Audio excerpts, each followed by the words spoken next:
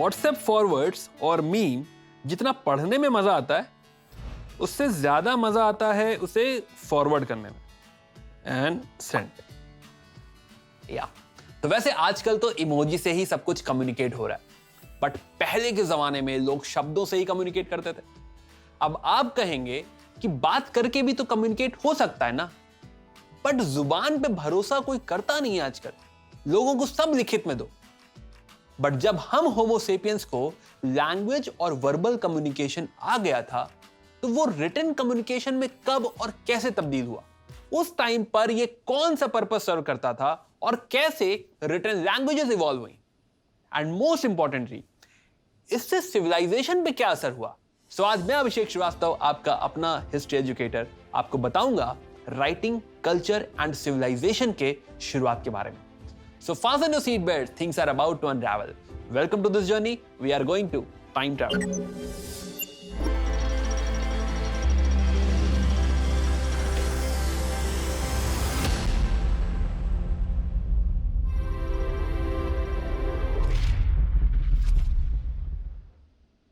Ancient history को दो हिस्सों में डिवाइड किया जाता है, प्री हिस्ट्री और हिस्ट्री। और इनमें फर्क है राइटिंग के इन्वेंट होने का। राइटिंग इन्वेंट होने के पहले के हजारों लाखों साल का जो पीरियड है उसे प्री हिस्ट्री कहा जाता है, और राइटिंग इन्वेंट होने के बाद के पीरियड के रिकॉर्ड को हिस्ट्री कहा जाता है। बेसिकली अगर राइटिंग इन्वेंट नहीं होती तो स्कूल में एक सब्जेक्ट कम हो जाता। बट वेट, शायद स्कूल में कोई भी सब्जेक्ट नहीं होता, पता नहीं, लीव इट। तब अलग अलग लोग राइटिंग को अलग अलग पर्पसेस के लिए यूज करते थे। मेनली नॉलेज को टाइम और डिस्टेंस के पार पहुंचाने का नया रेवोल्यूशनरी जरिया है। व्हाट्सएप के भी आने से पहले राजा महाराजा अपना राज जमाने के लिए, व्यापारी यूज करते होंगे बिजनेस ट्रांजैक्शंस के लिए, पंडित अपने धर्म के प्रचार के लिए, और कवि और लेखक अपनी आर्ट को एक्सप्रेस करने के लिए राइटिंग को यूज करते थे। और आज हम राइटिंग यूज करते हैं पत्थरों पे आई लव यू प्रिया लिखने के लिए। जैसे लैंग्वेज जुबानी सिंबल्स का कलेक्शन होती है, स्क्रिप्ट और राइटिंग दिखाई देने वाले सिंबल्स का कलेक्शन होती है। हम उन सिंबल्स से स्पेसिफिक साउंड्स एसोसिएट करते हैं, जिसे फिर हम स्पेसिफिक मीनिंग अटैच करते हैं। हम यानी हम और आप, ये रीमिक्स सॉन्ग्स बनाने वाले ना, ये अलग हैं, ये अपना ही साउंड बना रहे हैं। होमो सेपियंस ने बिना लिखे हुए लैंग्वेज काफी टाइम तक यूज की थी, लेकिन मेसोपोटामिया की जो क्यूनिफॉर्म स्क्रिप्ट का ओरिजिन है वो लगभग 3400 बीसी में। इजिप्शियन हायरोग्लिफिक्स जो आज भी पिरामिड्स में देखने को मिलती है, उनका ओरिजिन था 3100 बीसी में। इंडियन सबकॉन्टिनेंट में इसका पहला ठोस एविडेंस मिला था हड़प्पन एक्सकवेशंस में, जिसे 2600 बीसी के अराउंड डेट किया गया है। लेकिन लेटेस्ट डिस्कवरी के हिसाब से इसको आप 4000 बीसी के आसपास रख सकते हैं। हिस्टोरियंस को तो राइटिंग के ओरिजिन से बहुत सुकून मिला है, क्योंकि बने बनाए डॉक्यूमेंट्स जो उन्हें मिल रहे हैं। अब आप ही सोचिए कि बहुत भूख लगी हो और आप मैगी बनाने वाले हो और सामने कोई गुलाब जामुन रख दे, तो आप थोड़ी ना मना करोगे। इंडियन सबकॉन्टिनेंट के केस में ये थोड़ा कॉम्प्लिकेटेड मामला है। जैसे कि अभी बताया, ओल्डेस्ट स्क्रिप्ट जो डिस्कवर हुई है वो हड़प्पन है, लेकिन जो ओल्डेस्ट स्क्रिप्ट इंटरप्रेट या समझी गई है वो है ब्राह्मी, जिसका ओरिजिन है अराउंड 4th सेंचुरी बीसी में, यानी कि लगभग 3000 साल से ज्यादा का गैप। दोनों ही स्क्रिप्ट्स में जमीन आसमान का फर्क है। इस वजह से इंडिया की हिस्ट्री और प्री हिस्ट्री में डिवीजन कर पाना, क्या आना चाहिए ये पता लगा पाना मुश्किल है। इस सिचुएशन में हिस्टोरियंस प्रोटो हिस्ट्री टर्म का यूज करते हैं। तो हड़प्पन कल्चर, जहां लोग लिटरेट तो थे लेकिन हमें समझ नहीं आ रहा वो क्या लिखते थे, वो प्रोटो हिस्ट्री पीरियड में आता है। मुझे ये सेम इमोशन कभी कभी इंग्लिश रैप सुनने के लिए भी आता है कि उन्होंने लिख तो दिया लेकिन हम ही समझ नहीं पा रहे। लेकिन राइटिंग एग्जैक्टली क्यों इन्वेंट हुआ उस टाइम की सोसाइटी में, या ऐसा क्या हुआ जिसमें राइटिंग की जरूरत पड़ी, वैसे बताना मुश्किल है। मे बी उस वक्त भी कुछ लोग थे जो बात सुनने के लिए प्रूफ लाने को बोलते थे। On a more serious note, writing का इन्वेंशन कोइंसाइड होता है शहर और स्टेट्स के डेवलपमेंट टाइम से। और इनकी शुरुआत नियोलिथिक रेवोल्यूशन के एग्रीकल्चर से ही हुई थी। तो इन प्राचीन शहरों और स्टेट्स को समझने से पहले थोड़ा उस वक्त के कल्चर को पहले समझ लेते हैं कि कल्चर क्या है। जहां पर इंसान होते हैं वहां पर कल्चर या संस्कृति भी होती है। बेसिकली कल्चर शब्द डिराइव होता है कल्टीवेशन शब्द से। दो एग्रीकल्चर के पहले भी कल्चर था, बट स्टिल, क्योंकि किसी भी समय की खेती की प्रथा उसके कल्चर का एविडेंस देती है। और भी एविडेंस होते हैं, जैसे उस समय के टूल्स, भट्टियां, गुफाएं, कब्र। कल्चर वो होता है जो उस टाइम की कम्युनिटी के बिलीव्स और मान्यताओं को आगे के जनरेशंस को पास ऑन की जाती है। उनकी कहानियां, रिचुअल्स, कला, सिंबल्स, कपड़े, यानी बोली और दिखाई जाने वाली दोनों चीजों से संस्कृति का नॉलेज आगे के जनरेशंस को मिलता है। सबसे इंपॉर्टेंट है उनका दृष्टिकोण, पर्सपेक्टिव, नजरिया।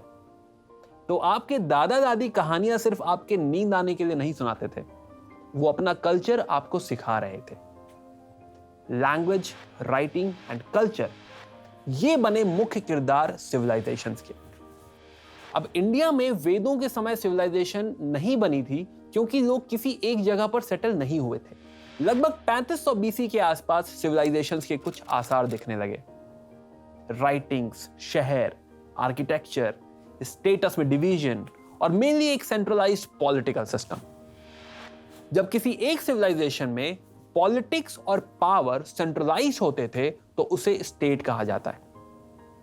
तो इंडिया में भी ऐसे स्टेट्स बनने लगे, यानी अब पूरे राज्य की सारी कम्युनिटीज को कॉमन डिसीजंस का पालन करना पड़ेगा। इसके कुछ एविडेंसेस हैं पब्लिक बिल्डिंग का होना, फुल टाइम आर्ट्स, क्राफ्ट और धार्मिक स्पेशलिस्ट का होना। आर्कियोलॉजिस्ट के हिसाब से ऐसे पहले स्टेट्स 3500 बीसी में ग्रेटर मेसोपोटामिया के आसपास पाए गए थे, यानी कि मॉडर्न डे ईरान और इराक के सदर्न रीजन में। उस शहर का नाम था उरुक सिटी। फिर 3000 बीसी में सुमेरियन अंपायर के स्टेट्स बने। इनके फीचर्स थे बड़े मंदिर, एक complex justice system, specialised government कर्मचारी, एक फुल टाइम सेना और शहरों में ड्रेनेज सिस्टम। कितना डेवलपमेंट है यार। ठीक उसी टाइम पर इजिप्ट की नील वैली के फेरोहास के स्टेट्स बनना भी शुरू हुए थे। हमारा खुद का इंडस वैली सिविलाइजेशन 2300 बीसी के टाइम से स्टेट का एविडेंस देता है। यह हड़प्पन सिविलाइजेशन था जिसमें कोई बड़े मॉन्यूमेंट्स या महल नहीं थे। 10 लाख स्क्वायर किलोमीटर का एरिया सेंट्रली कंट्रोल्ड था और कोई एक नहीं, कई सिमिलर शहर थे, हर एक में खुद का म्युनिसिपल पानी और ड्रेनेज सिस्टम। आजकल बारिश के सीजन में हमें अपने नालों का एविडेंस नहीं मिलता और इन्हें हड़प्पा में एविडेंस मिल गया। लेकिन इन स्टेट्स का इमर्जेंस कैसे शुरू हुआ, इसका कोई एक जवाब नहीं है। एक थ्योरी कहती है कि पूरे एरिया में सिंचाई ऑर्गेनाइज तरीके से मेंटेन करने के लिए स्टेट्स बने। दूसरी थ्योरी कहती है कि घिरे हुए हारने वाले एरियाज एक साथ मिलके एक सिस्टम को सरेंडर कर देते थे। और तीसरी थ्योरी है कि ट्रेड यानी इंपोर्ट और एक्सपोर्ट्स की बेहतरी के लिए एक स्टेट होना जरूरी था। इनमें कोई भी थ्योरी सही हो सकती है या फिर अलग अलग रीजन में अलग अलग रीजन हो सकते हैं। इंपॉर्टेंट ये है कि अब सीन थोड़ा आजकल की सोसाइटी से सिमिलर लग रहा है, बस हमारे पास नालों के साथ साथ मोबाइल टावर्स भी लग गए हैं। स्टेट्स की फॉर्मेशन की वजह से अब पूरे पॉपुलेशन को खेतीबाड़ी करने की जरूरत नहीं थी। In fact you can say agricultural surplus था। जो प्रोड्यूस होता वो स्टेट के इंफ्रास्ट्रक्चर जैसे कि इरिगेशन, रोड्स और मार्केट्स के जरिए पॉपुलेशन में डिस्ट्रीब्यूट कर सकते थे। अब शहर बनने लगे तो ज्यादा लोग एक साथ रह सकते थे। अलग अलग प्रोफेशंस बनने लगे, कलाकार, कारीगरी, मर्चेंट्स और ट्रेडर्स एटसेट्रा एटसेट्रा। साथ में स्टेट एम्प्लॉइज जैसे सिपाही, पॉलिटिशियंस और कर्मचारी भी बनने लगे, यानी आर्टिस्ट और गवर्नमेंट जॉब्स आ गए। तो इस तरह हुई राइटिंग की शुरुआत। मुझे लगता है कि जब राइटिंग इतने लंबे समय की मेहनत से आई है तो इसे लाइफ में यूज करते हैं ना। कुछ नहीं रखा ये इमोजी और स्लैंग में। आज हमने पढ़ा राइटिंग और सिविलाइजेशन के बारे में, पर आप क्या सबसे बड़ी सिविलाइजेशन के बारे में जानना चाहेंगे? वो देखेंगे अगले एपिसोड में। टाइम ट्रैवल सीरीज एक कोशिश है अनअकैडमी की तरफ से जिससे यूपीएससी एस्पिरेंट्स की लाइफ थोड़ी आसान बन सके। इसी सेंटिमेंट को आगे बढ़ाते हुए आप अनअकैडमी ऐप पे मेरे सारी फ्री क्लासेस TT100 ये कोड यूज करके अनलॉक कर सकते हो। प्लस इससे आपको मेरे पेड लेक्चर्स में 10% का डिस्काउंट भी मिलेगा। याद रहे, the code is TT100। TT यानी टाइम ट्रैवल और 100 यानी 100% प्रिपरेशन आपकी सक्सेस के लिए। तो मैं आपका होस्ट, आपका अपना हिस्ट्री एजुकेटर, आपसे विदा लेता हूं। मिलते हैं न्यू वीडियो के साथ। Till then like, share, subscribe और सारे पिछले वीडियोस देख डालो। Keep watching time travel where more things will unravel.